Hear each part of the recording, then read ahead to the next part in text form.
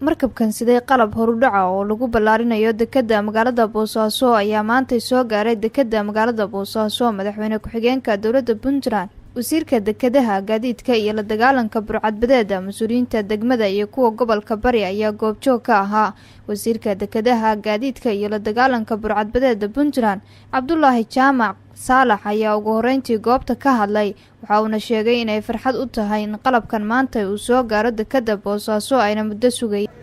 maanta farxad weyn bay tahay ama noo wada tahay dhammaantayo aniga iyo madaxweyne ku-xigeenka iyo golaha wasiirada meesha jooga iyo madaxda kale oo xukuumadda ah inay noo timi qalabkii ugu horeeyay oo lagu bilaabi lahaa ballaarinta dekedda Boosaaso. farxadayda iyo nashaadkayga aad iyo aad bay maanta u sareysaa.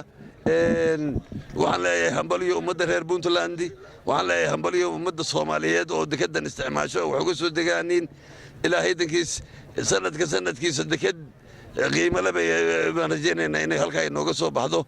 qalabkii horeeyana waa inoo yimi waana isdaba joogaanin. maanta ay dhigaysaa isla weegan dhexdiisa ay noqonaysaa mid kale soo qaadi doontaa. qalabkii lagu bilaabin hana waa baarjada ayuu saaran yahay.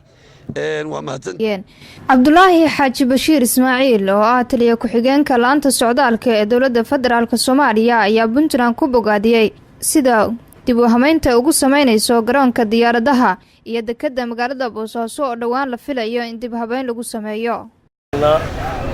dekedda Boosaaso oo mar dhow deked caalami ah oo ballaaran noqonaysa waxaan ka soo qayb galay ku martiqaaday furitaankii garoonka caalamiga ah ee Boosaaso oo isaguna aan qayb ka nahay shaqadiisa. aan rajaynayno mar dhow inaan ballaarino iyada iyo immigration-ka hawlaha immigration-ka ka hayo dekedda iyo airport-kaba oo heer caalami ah la gaarsiiyo iyo heer Soomaaliyeed. waxaan u hambalyeynaa ummadda reer Puntland horumarka ay ku tallaabsadeen kaasoo saameyn ku leh dadka Soomaaliyeed oo dhan meelay joogaanba wax ka dhaxaya ah ay ku danaystaan adduunka inay ugu dhawaadaan. hambalyo ayaan leenahay reer Puntland, ummadda Soomaaliyeedna waa idinkaga dayanaysaa. Madaxweyne ku-xigeenka Puntland Cabdixakiin Cabdullaahi Xaaji Cumar Camey ayaa waxa uu sheegay in qalabkan uu yahay kii ugu horeeyay oo soo gaara dekedda magaalada Boosaaso ayna soo socdaan qalab kale oo gacan ka geysanaya ballaarinta dekedda magaalada Boosaaso. qaybtiisii ugu horeysay qalabkaasina uu noqon doono runtii qalab shixnado isdaba socda.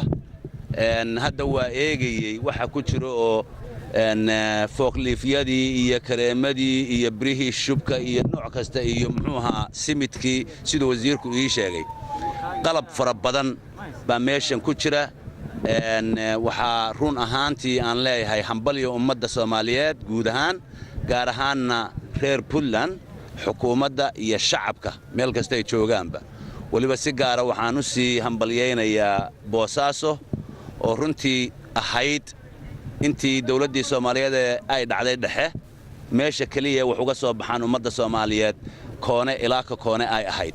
waxaan u maleynayaa doorkaas markii xamar la furay baad moodaa xoogaa hase ahaatee imika hadda laba kaclayn bay geli doontaa insha Allah biidnillaahi tacaala. waxay noqonaysaa container terminal maraakiibta ku soo xidhaan ilaa 13 mitir hoos sida wasiirku sheegay. Suusamaan wasiir 13 meters hoos loo qodayo marka waxay noqonaysaa container terminal caadiya oo maraakiibta waaweyn ay ku soo degaan.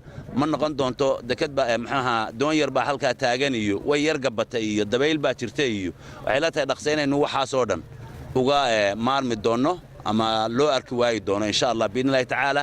mar labaad iyo saddexaad iyo afraad waxaan leeyahay hambalyo ummadda reer Puntland meel kasta ay joogaanba.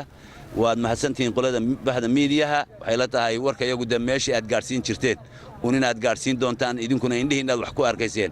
wax badan baa ummadda wax loo sheegaya, waxna loo sheegayaa ma beenba maxaa wax looga laayahay. xaqiiqadii iyo markhaati furkii maanta shacabkii iyo dawladdiiba waa diyaar, waa taagan yihiin. Qadro Sharaf Maxamed, Kalson TV, Boosaaso.